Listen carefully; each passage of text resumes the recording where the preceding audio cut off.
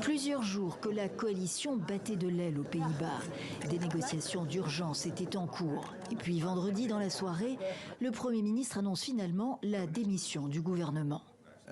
Ensemble, nous sommes arrivés à la conclusion que nous quatre, partis de la coalition, n'allions pas réussir.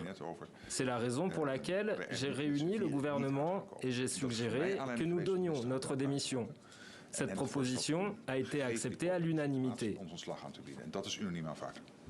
Ainsi prend fin le 4e gouvernement dirigé par Mark Rutte depuis 2010. En cause, un durcissement de la politique d'accueil des demandeurs d'asile. Rutte voulait établir un quota maximum d'enfants issus des zones de conflit pouvant obtenir l'asile dans le pays. 200 par mois.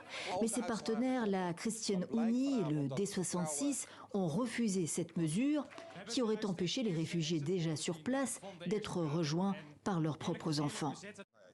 En matière d'immigration et de finances, nous ne sommes pas l'un des pays les plus économes. Et j'espère que le prochain gouvernement fera preuve d'une plus grande volonté de faire avancer les choses. Je m'inquiète de ce que l'avenir nous réserve en matière de politique. De nouvelles législatives anticipées sont annoncées pour novembre.